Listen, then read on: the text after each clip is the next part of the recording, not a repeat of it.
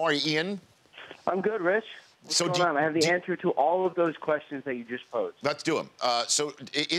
Do you believe the Rams don't know who they want right now?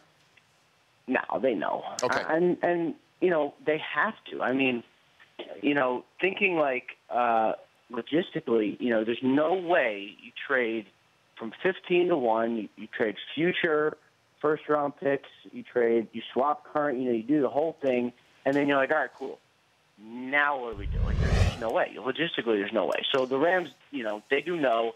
I would say they're, probably 95% sure. And what they're going to do over the next week is just make sure they didn't miss anything, and also make sure nothing crazy happens before the draft. I mean, neither of these guys are close to character concern, so I don't expect anything. But, if there is something unforeseen, they sort of need to be ready to take the other guy also. So who is it? But they're visiting with both. Who is it? Who do you think who do you think they're 95% in on? Wentz or Goff? Well, the problem is I hear one thing pretty strongly and I have someone else tell me another thing pretty strongly. It's tough to actually know. I mean, I know Mike Silver, my esteemed colleague, believes it's going to be Goff. He's got some pretty strong connections all over that place, so I certainly wouldn't dispute him.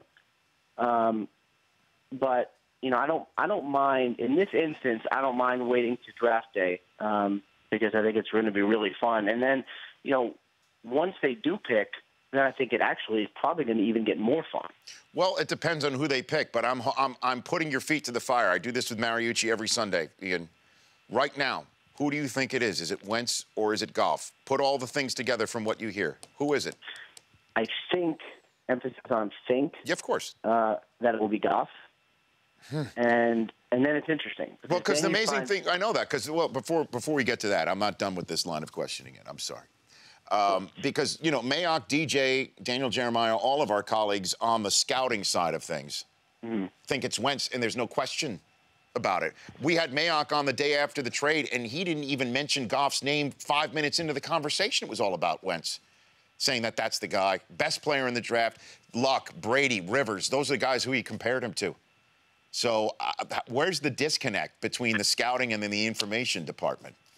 Yeah, I've talked to a lot of GMs, quarterback coaches, everyone in between, and there really is no consensus on who's better. I mean, there's some teams who absolutely believe Carson Wentz is a franchise quarterback and will be for the next 15 years. They don't care about the small sample size or the small school. They think he's got all the tools and is pro-ready. And then the other half of the people have watched Goff's tape, throws the ball beautifully, moves in the pocket, can really work a pocket, not quite like Tom Brady, but almost. A California kid, which doesn't hurt, and, a guy who can just throw it so well and is smart and able to adapt and can think really fast, which I think would be a question just on field. How fast can Carson Wentz make a decision? I think that would be a question. So, I know those guys are all Wentz all over the place, but the people I'm talking to are pretty evenly split on who actually is going to be a better pro prospect. So exciting. So, as you mentioned, because if it's Wentz, then we assume the Browns are going to stay put. But if it's Goff, then the Browns are doing their due diligence right now about what they would do at the #2 overall selection with the 10 minutes on the clock in 9 nights from now, correct? Is that a safe assumption as to what's happening?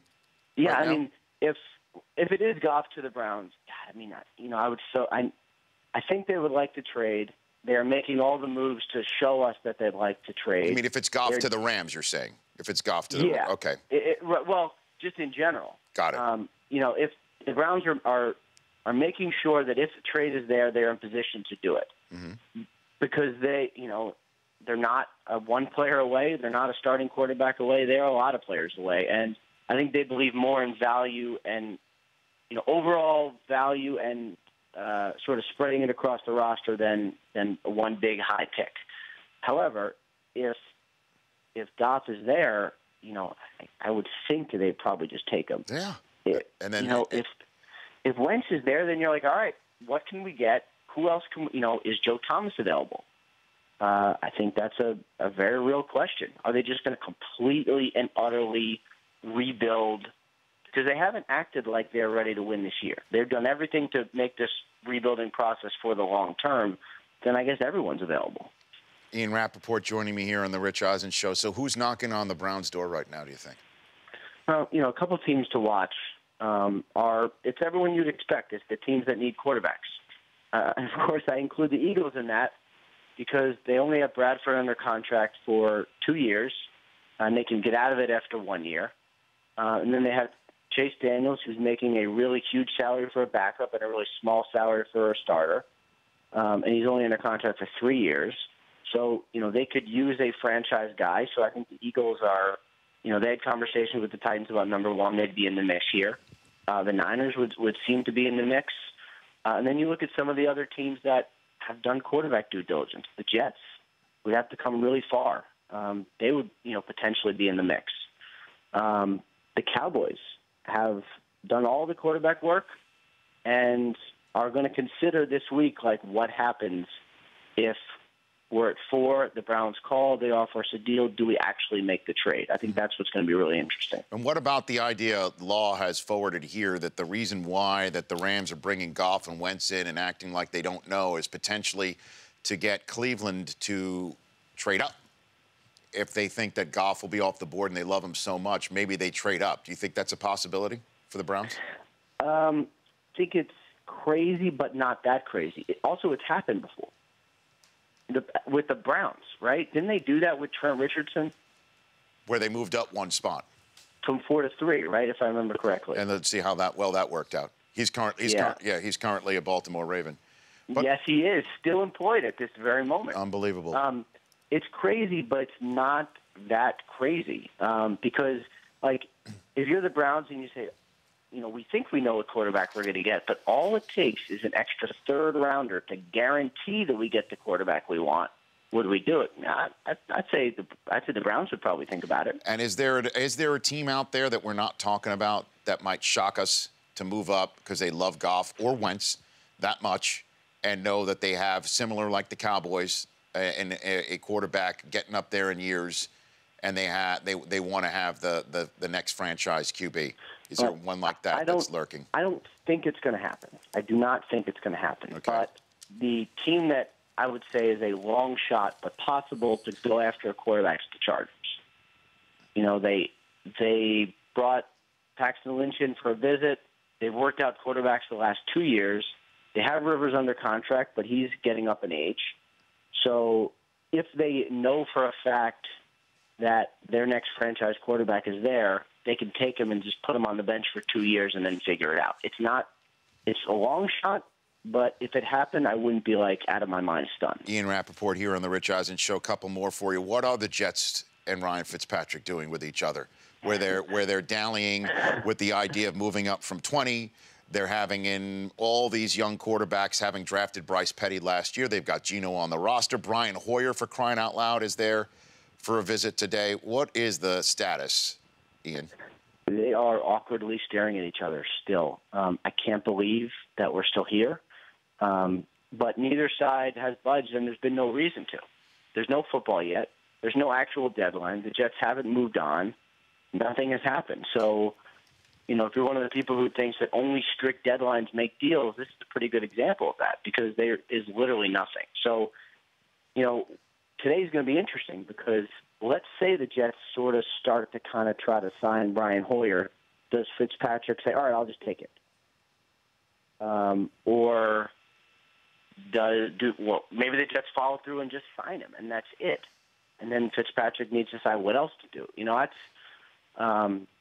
I think we're going to find out some things today. I really do. Today, really? Because, what would Fitzpatrick's option be if not the Jets? Would the Broncos be the option? I mean, where would he wind up if not the Jets? I mean, it would only be the Broncos or the other option, which no one has really talked about. And that is? Kind of just hanging out. Retirement life. He's not young. He's got money. He's got a family that he absolutely loves and adores. What, to go teach at Harvard? Is that what you're saying? Well, I don't know about teach. It's a tough place to teach, but, Wow. Could go be a quarterback. Maybe Harvard needs a quarterback's coach.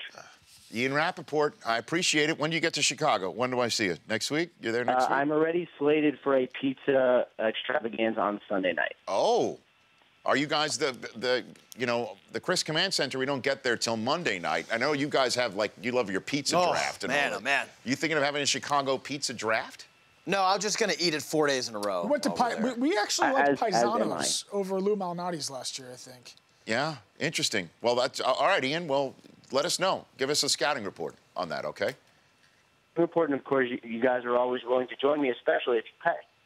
Thank you, Ian Rapoport. Thank you. Now, suddenly, this connection's getting fuzzy. Now I have to run. That's why we always invite Rich, too. I mean, the company's. Thank you so much. Be well, Ian. We'll speak soon. That's Ian Rapoport. The Rich Eisen Show, weekdays at noon Eastern on Audience.